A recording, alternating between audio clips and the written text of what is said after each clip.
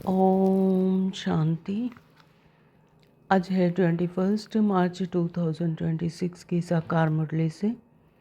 बाबा कहते हैं, मीठे बच्चे, हाँ जी बाबा, श्रीमत पर कल्याणकारी बनना है, सबको सुख का रास्ता बताना है। प्रश्न है, किसी भी प्रकार की गफलत होने का मुख्य कारण क्या है? उत्तर दिया है बाबा ने, देह अभिमान। देह अभिमान के कारण ही बच्चों में बहुत भूलें होती हैं। वह सर्विस भी नहीं कर सकते हैं, उनसे ऐसा कर्म होता है जो सब नफरत करते हैं। बच्चे, आत्म अभिमानी बनो, कोई भी अकर्तव्य नहीं करो। शीरखंड हो, सर्विस के अच्छे अच्छे प्लान बनाओ। मुरली सुनकर धारण करो, इसमें बेपरवाह नहीं बनो। तो बाबा कहते, किस प्रकार की गफलत होने की क्या मुख्य कारण है? सबसे बड़ा कारण है देह अभिमान। जब देह अभिमान में आते हैं, है ना, तो वो सर्विस नहीं होती है, फिर डिसर्विस हो जाती है। तो देह अभिमान में आने के कारण बच्चों से बहुत भूलें होती हैं। वे सर्विस भी नहीं कर सकते हैं और उनसे ऐसा कर्म होता है कि जो सब नफरत करते हैं। बाबा कहते, बच्चे आत्म अभिमानी बनो, कोई भी अकर्तव्य नहीं करो। शीरखंड हो, सर्विस के अच्छे अच्छे प्लान बनाओ। मुरली सुनकर धारण करो और इसमें बेपरवाह नहीं बनो। गीत है, छोड़ भी दे आकाश सिंहासन। ओम शांति। ओम शांति बाबा। रूहानी बच्चों प्रति रूहानी बाप की श्रीमत।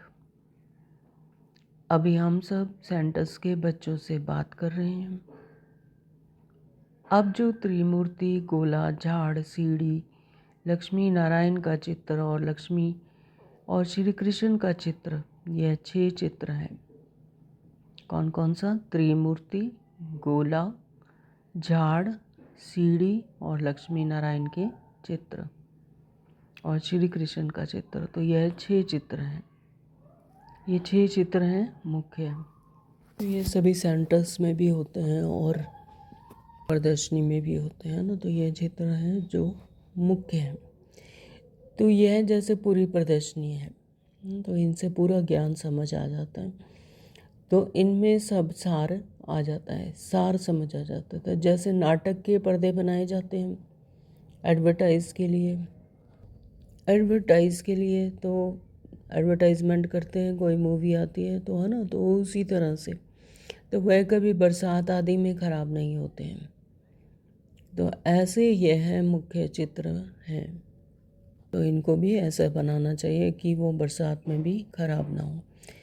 तो बच्चों को श्रीमत मिलती है रूहानी सर्विस बढ़ाने के लिए।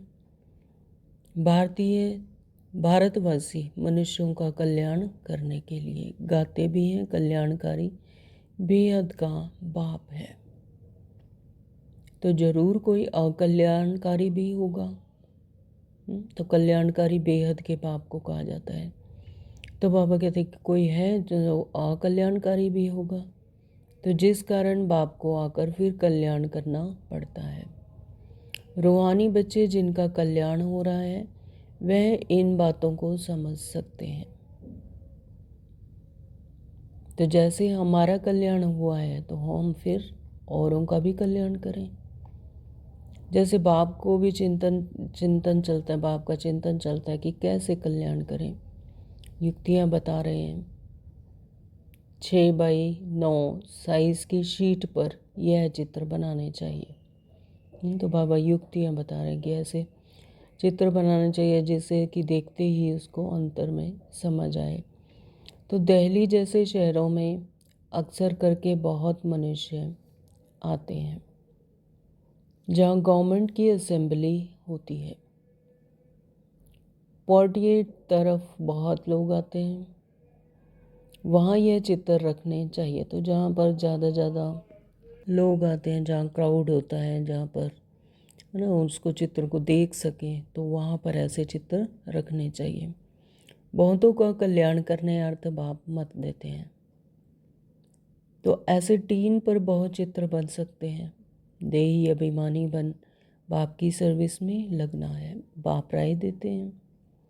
यह चित्र हिंदी और अंग्रेजी में बनाने चाहिए, मतलब ऐसी माध्यम होना चाहिए भाषा का कि सबको समझ आए। हिंदी जो हिंदी जानते हैं, अंग्रेजी यहाँ देवभान में तो जो हिंदी अंग्रेजी है ना, तो वो मेन भाषा है, तो उसको उसमें समझाना चाहिए, बनाने चाहिए।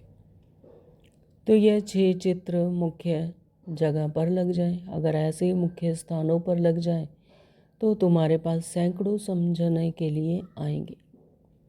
परंतु बच्चों में देह अभिमान होने के कारण बहुत भूलें होती हैं। तो देह अभिमान के कारण ऐसा कर नहीं सकते, ऐसे फिर भूलें होती हैं। ऐसे कोई मत समझो कि मैं पक्का देही अभिमानी हूँ, है ना। तो कुछ बाबा के बच्चे ऐसे समझते हैं कि हम तो देही अभिमानी हैं, है ना। तो जिनके पास ज्ञान नहीं है वो हैं देह अभिमान में, तो हम तो देही अभिमानी हैं। लेकिन ऐसा भूलें होती रहती हैं। ऐसे कोई नहीं समझो कि मैं ही पक्का देही अभिमानी हूँ। गलतियाँ तो बहुत होती हैं, सच नहीं बतलाते हैं, समझाया जाता है ऐसा कोई कर्तव्य नहीं करो जो कोई खराब नफरत लाए, कि इनमें देह अभिमान है। तुम सदैव युद्ध के मैदान में हो, तो तुम सदा ही युद्ध के मैदान में, अपने ही संकल्पों से, अपने ही पुराने संस्कारों से, है ना, अपने ही विकर्मों से सदा ही युद्ध चलता है। तो सदैव युद्ध के मैदान में हो। हाँ, तो युद्ध वो नहीं है कि जो बाहर बॉम्ब से और दूसरे देशों में युद्ध हो रहा है। हर एक आत्मा के अंदर अपना एक युद्ध चल रहा है। और जगह तो 10-20 वर्ष तक युद्ध चलती है, तुम्हारी माया से अंत तक युद्ध चलनी है। बाहरी स्थूल दुनिया के जो युद्ध हैं, बाबा कहते हैं वो तो 10-20 वर्ष तक युद्ध चलती है, लेकिन तुम्हारी तो माया से अंत तक की युद्ध चलनी है। तो इसमें खबरदारी रखनी है कि माया से युद्ध अंदर ही अंदर अपने आप ही माइंड के अंदर चलनी है, परंतु है गुप्त, किसी को कोई जान नहीं सकते। तो सबके अंदर जो युद्ध चल रहा है सबका अपना गुप्त है और इसको कोई जान नहीं सकते। गीता में जो महाभारत लड़ाई है वह जिस्मानी दिखाई है, परंतु यह है रूहानी, ये रूहानी लड़ाई है। हर एक रूह के अंदर एक महायुद्ध चल रहा है, अपने ही पुराने संस्कारों से, अपने ही माया के जाल से, है ना, जो इतने 63 जन्मों से अंदर ही अंदर जो बना रखा है संकल्पों का माया जाल, उसी से युद्ध चल रही है। रूहानी युद्ध है पांडवों की, वह जिस्मानी युद्ध है जो परमपिता परमात्मा के विपरीत बुद्धि है। तुम ब्राह्मण कुलभूषणों की है प्रीत बुद्धि। तो बाबा कहते हैं तुम ब्राह्मणों की हैं, कुलभूषणों की है प्रीत बुद्धि, जो परमात्मा को याद करते हैं, परमात्मा से स्नेह रखते हैं, उनकी क्या है प्रीत बुद्धि। और जो परमात्मा को याद नहीं करते, परमात्मा परमपिता परमात्मा से विमुख रहते हैं, वो उनकी क्या है विपरीत बुद्धि। तो तुमने और संग तोड़ एक बाप की संग जोड़ी है। बहुत बार देह अभिमान आने के कारण भूल जाते हैं, फिर अपना ही पद भ्रष्ट कर लेते हैं। हाँ, तो देह अभिमान आ जाता है, देह भान आ जाता है कि मैं हूँ। तो जहाँ पर मैं और मेरा आया तो वो क्या है देह अभिमान। हाँ, तो फिर अपना ही भूल जाते हैं, तो फिर अपना ही पद भ्रष्ट कर लेते हैं। फिर अंत में बहुत पछताना पड़ेगा, कुछ कर नहीं सकेंगे, कुछ नहीं कर सकेंगे। तो अगर कोई कहता है कि मैं ही हूँ परमात्मा का बच्चा, मुझे ही समझाते हैं परमात्मा, मैं ही वो प्यारा बच्चा हूँ, हाँ, तो बाकी क्या है। तो परमात्मा के तो सभी बच्चे हैं, सभी संतान हैं। ये भी क्या है, ये भी रॉयल देह अभिमान ही है। तो जहाँ पर मैं आया, मेरा आया, तो वहाँ पर देह अभिमान है, कुछ कर नहीं सकेंगे। यह कल्प कल्प की बाजी है। इस समय कोई अकर्तव्य कार्य करते हैं तो कल्प कल्पांतर के लिए पद भ्रष्ट हो जाता है। बड़ा घाटा पड़ जाता है, बड़ी सूक्ष्म चीज़ है।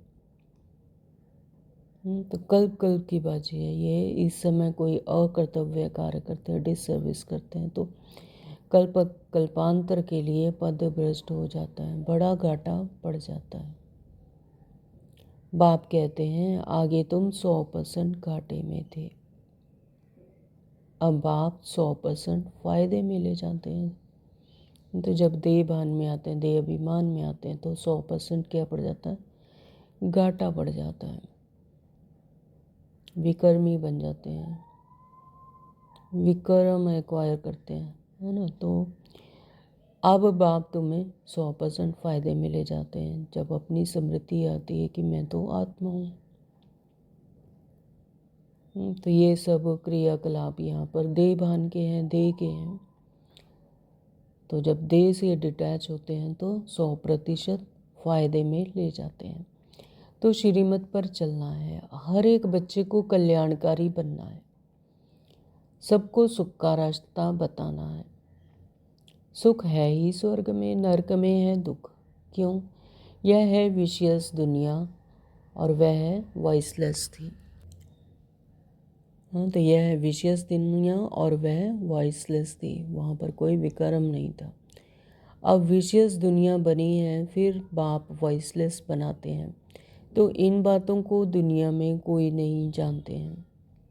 तो मुख्य यह चित्र परमानेंट स्थानों पर लगने चाहिए। पहला नंबर दिल्ली मुख्य, सेकंड बॉम्बे और कलकत्ता। कोई को ऑर्डर देने से शीट पर बना सकते हैं। तो आजकल तो बहुत साधन है, तो बाबा कहते हैं इस तरह से फिर शीट पर बना देने चाहिए और परमानेंट स्थानों पर लगने चाहिए।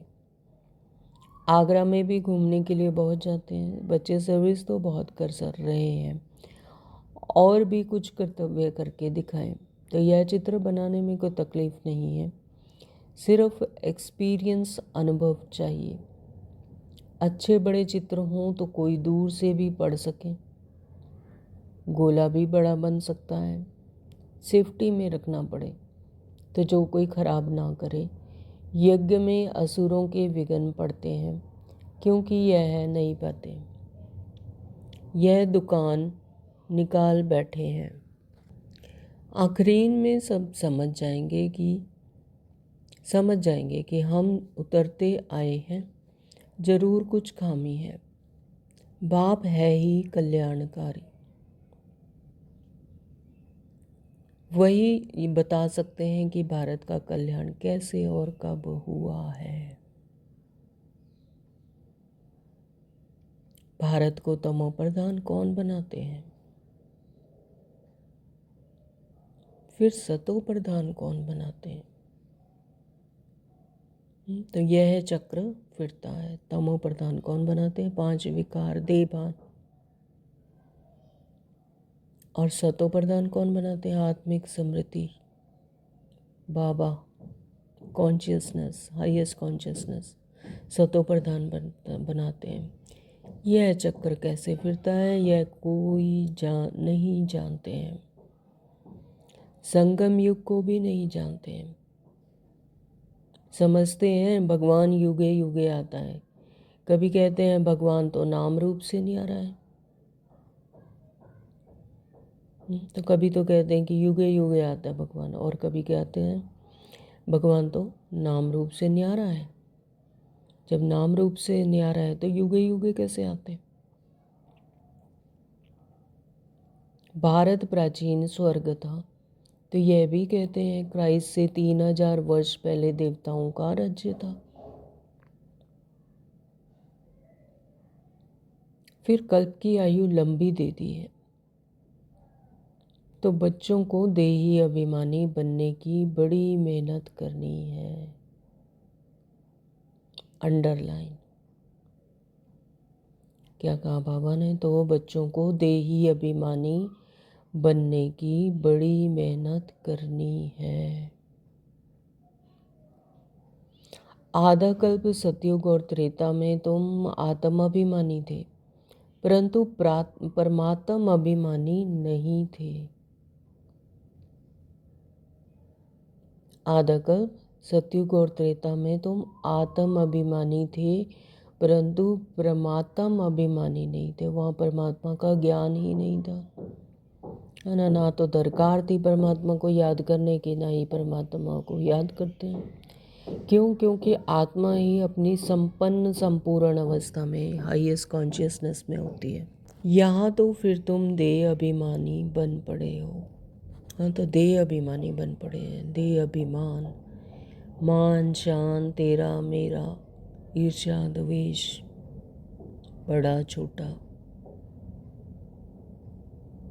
तो फिर देही अभिमानी बनना पड़े। किसी भी चीज़ की कोई आसक्ति नहीं, किसी भी चीज़ में, ना देह में ना देह के क्रियाकलापों में। देही अभिमानी, आत्मिक समृद्धि, किसी के भी प्रति ना कोई इच्छा है, ना आसक्ति है, ना ही भान है कि कोई अलग है। तो वो है देही अभिमानी अवस्था। तेरा मेरा, ऐसे कैसे, वैसे कहाँ, क्यों, ये सब देह अभिमान है। तो बाबा कहते हैं फिर देही अभिमानी बनना पड़े, आत्मिक समृद्धि में रहना। आत्मिक समृद्धि में किसी से कोई भिन्नता नजर नहीं आती, सब एक है। तो यात्रा अक्षर भी है, परंतु अर्थ नहीं समझते हैं। मन मना भव का अर्थ है रूहानी यात्रा पर रहो। हे आत्माएं, मुझ बाप को याद करो।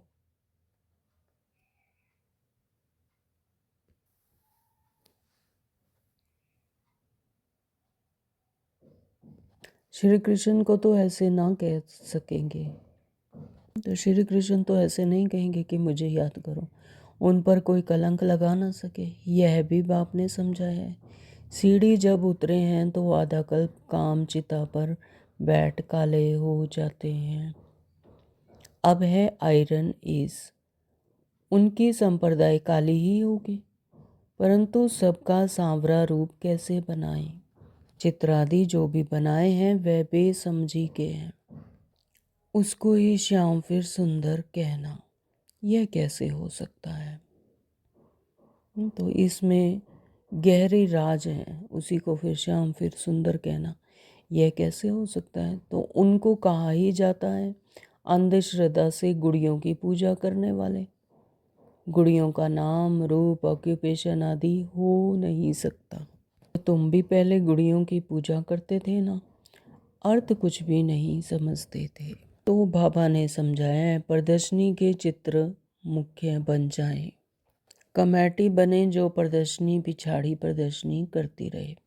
बंधन मुक्त तो बहुत हैं, कन्याएं बंधन मुक्त हैं, वानप्रस्थी भी बंधन मुक्त हैं। तो बच्चों को डायरेक्शन अमल में लाना चाहिए। यह है गुप्त पांडव, कोई को भी पहचान में नहीं आ सकते। बात भी गुप्त, ज्ञान भी गुप्त, है ना। तो यहाँ पर सब कुछ गुप्त है, ज्ञान भी गुप्त है और तुम बच्चे भी गुप्त हो। बाबा कहते हैं यह है गुप्त पांडव। तो वहाँ मनुष्य मनुष्य को ज्ञान देते हैं, यहाँ परमात्मा बाप ज्ञान देते हैं, जो कि गुप्त रूप से रूहानी तौर पर देते हैं। तो आत्माओं को, है ना, और रूहों को रूह ज्ञान देती है। परंतु यह समझते हैं कि आत्मा ज्ञान लेती है, क्योंकि वह आत्मा को निर्लेप कह देते हैं। वास्तव में आत्मा ही सब कुछ करती है, पुनर्जन्म आत्मा लेती है कर्मों के अनुसार। बाप यह सब पॉइंट्स अच्छी रीति बुद्धि में डालते हैं। सब सेंटेंस में नंबरवार देही अभिमानी है, जो अच्छी रीति समझते हैं फिर समझाते हैं। देह अभिमानी ना कुछ समझते हैं ना समझा सकते हैं। जिनको देह का अभिमान है, देह भान है, तो वो ना कुछ समझते हैं ना समझा सकते हैं। मैं कुछ समझती नहीं हूँ, यह भी देह अभिमान है। अरे तुम तो आत्मा हो। तो बाप आत्माओं को बैठ समझाते हैं। सबसे बड़ी स्मृति क्या है कि मैं आत्मा हूँ। तो समझना किसको है। तो बाप आत्माओं को बैठ समझाते हैं, दिमाग ही खुल जाना चाहिए। तकदीर में नहीं है तो खुलता ही नहीं। तो बाप तदबीर कराते हैं, परंतु तकदीर में नहीं है तो पुरुषार्थ भी नहीं करते हैं। है बहुत सहज, अल्फ और बेसमझना है। बेहद के बाप से वर्षा मिलता है। तुम भारतवासी सब गॉड गॉडेस थे, प्रजा भी ऐसी थी। इस समय पतित बन पड़े हैं। कितना समझाया जाता है, अपने को आत्मा समझ बाप को याद करो। बाप कहते हैं, बच्चे हमने तुमको गॉड गॉडेस बनाया, तुम अब क्या बन गए हो। तो गॉड गॉडेस क्या करते हैं, उनकी देने की प्रवृत्ति होती है, सदा ही कल्याण करने की प्रवृत्ति होती है। तुम अब क्या बन गए हो, यह है कुंभी पाक नरक। ईर्ष्या द्वेष के कारण क्या बन गए, कुंभी पाक नरक। तो बाबा कहते विषय वितरणी नदी में मनुष्य, जानवर, पंछी आदि सब एक समान दिखाते हैं। तो जहाँ पर 5 विकार हैं, विषय वितरणी नदी में मनुष्य, जानवर, पंछी सब एक समान दिखाते हैं। यहाँ तो मनुष्य और ही खराब हो पड़े हैं। मनुष्यों में क्रोध भी कितना है, लाखों को मार देते हैं। भारत को विशाल्य बना है, भारत जो विशाल्य बना है, यानी विषय विकारों से भरा पड़ा है। तो फिर इनको शिवालय बनाते हैं, जहाँ पर शिव का स्थान है। बाप कितना अच्छी रीति समझाते हैं, डायरेक्शन देते हैं, ऐसे ऐसे करो। तो बाबा तो डायरेक्शन देते हैं, चित्र बनाओ। फिर जो बड़े बड़े मनुष्य हैं उन्हों को समझाओ।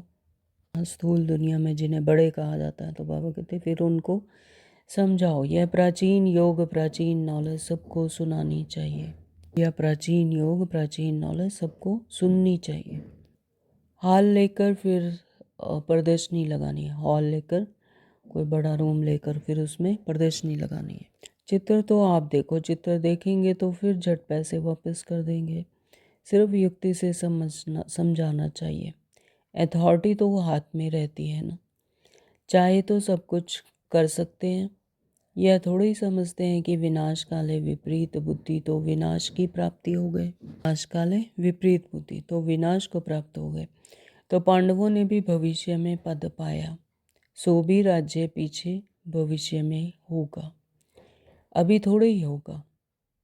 तो वो प्रारब्ध है। वो बाबा कहते कि बाद में जब पांडवों ने भविष्य में पद पाया और राज्य पीछे भविष्य में होगा, तो यह मकान आदि सब टूट जाएंगे। अब आपने समझाया है, प्रदर्शनी भी करनी चाहिए। खूब अच्छी तरह से कार्ड पर निमंत्रण देना है।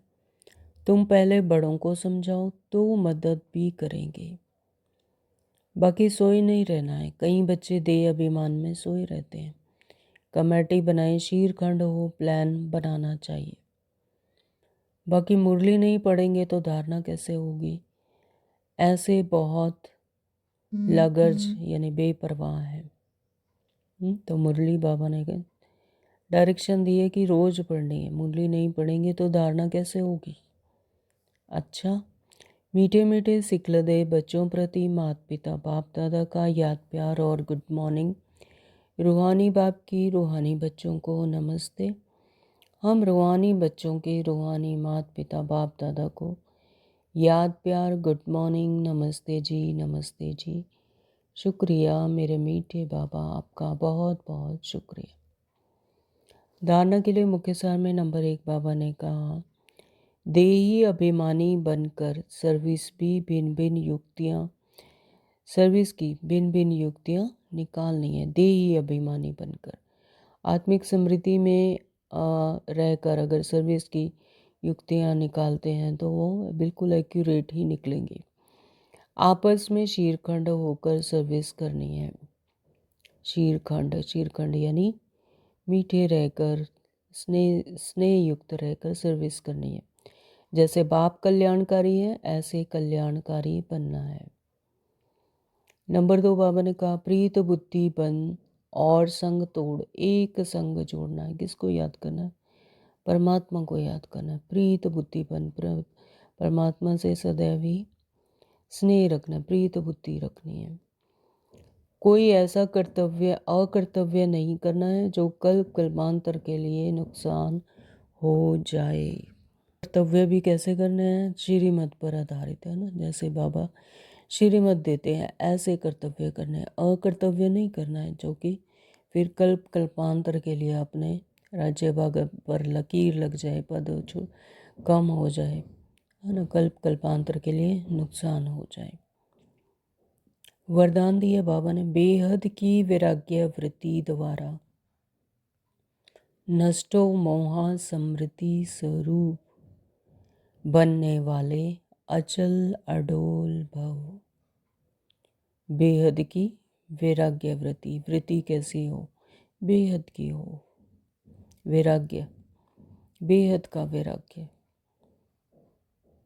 और नष्टो मोहाल समृद्धि स्वरूप बनने वाले अचल अडोल भव। बहुत सुंदर वरदान दिया बाबा ने। तो जो सदा बेहद की वैराग्य वृत्ति में रहते हैं, इस दुनिया से, इस दुनिया के क्रियाकलाप से, देह से कोई आसक्ति नहीं, सबसे वैराग्य। वह कभी किसी भी दृश्य को देख घबराते व हिलते नहीं, सदा अचल अडोल रहते हैं। तो जिसकी बेहद की वैराग्य वृत्ति है तो फिर वो इन दृश्यों को देखकर घबराते नहीं, स्थूल दुनिया के दृश्यों को देखकर घबराते नहीं, हिलते नहीं, अचल अडोल रहते हैं। क्योंकि बेहद की वैराग्य वृत्ति से नष्टो मोहा समृद्धि स्वरूप बन जाते हैं।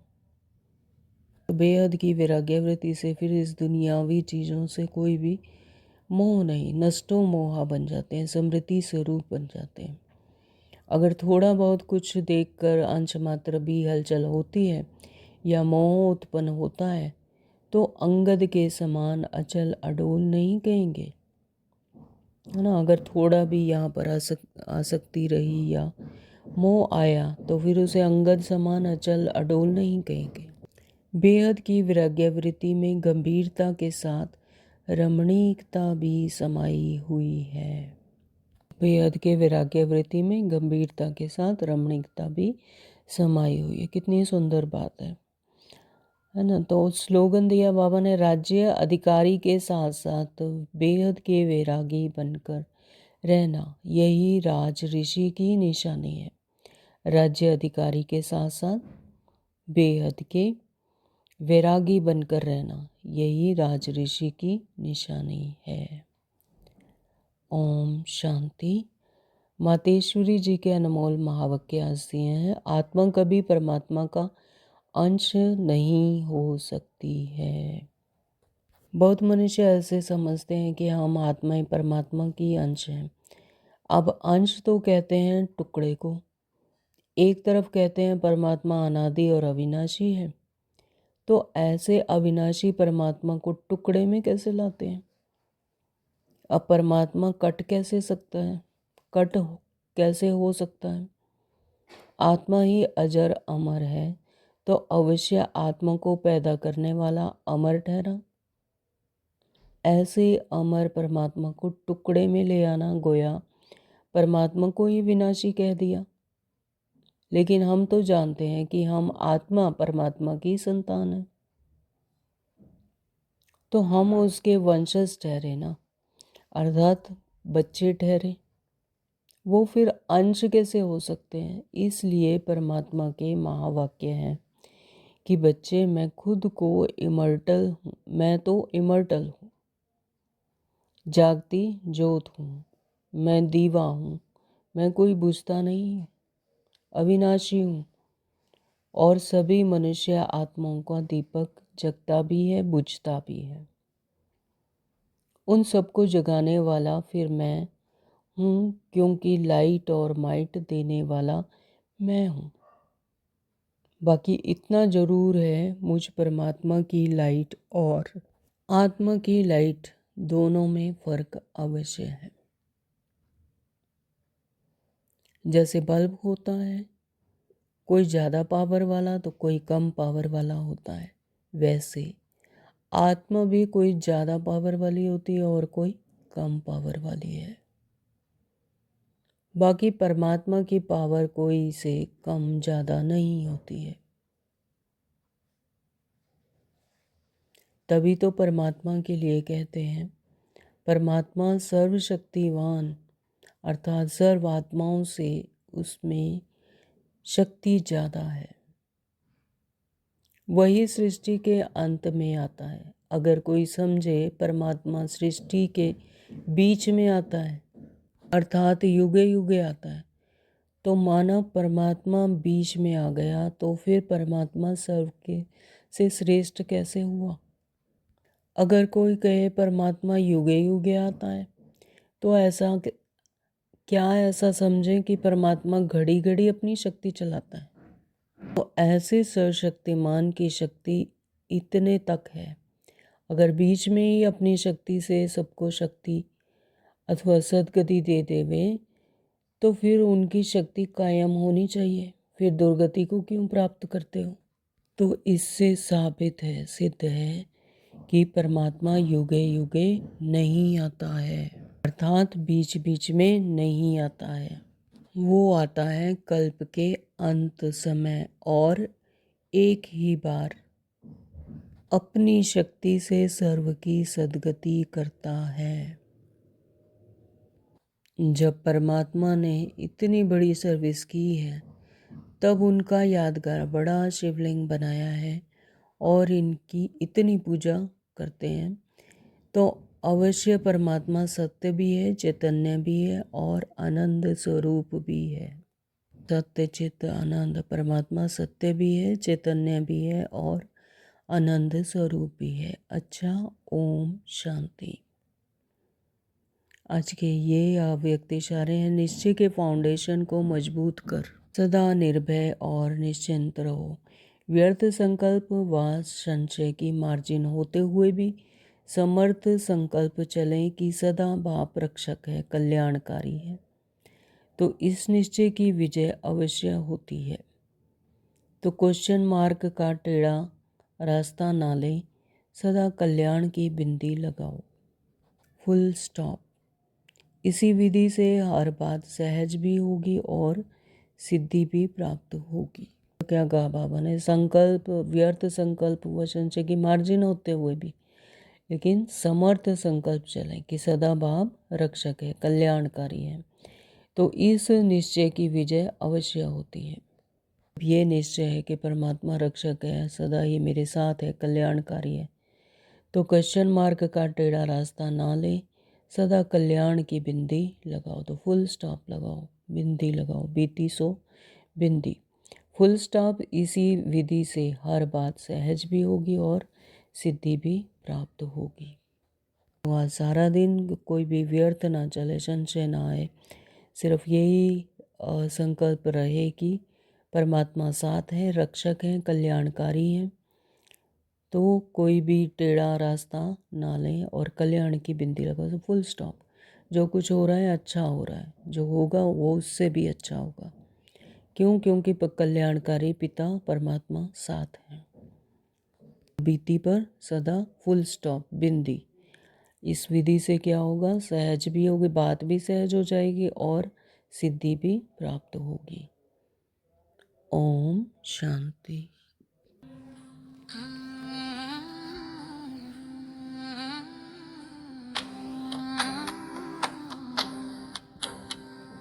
बाबा तुम्हारे ज्ञान ने संपन्न बना दिया,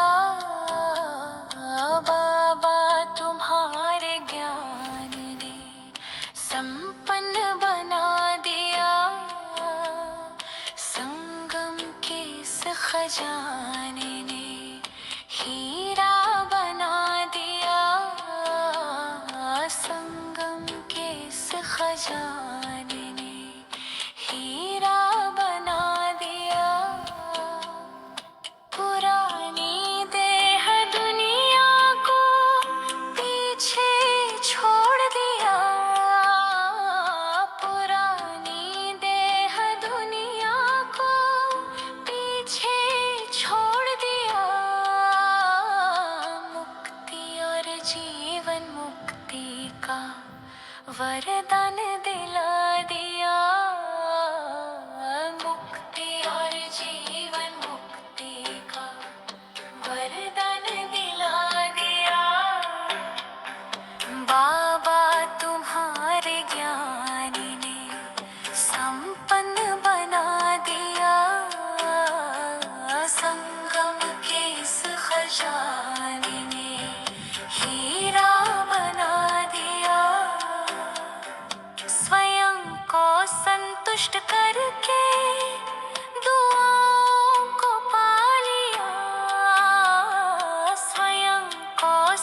संतुष्ट करके दुआओं को पा लिया।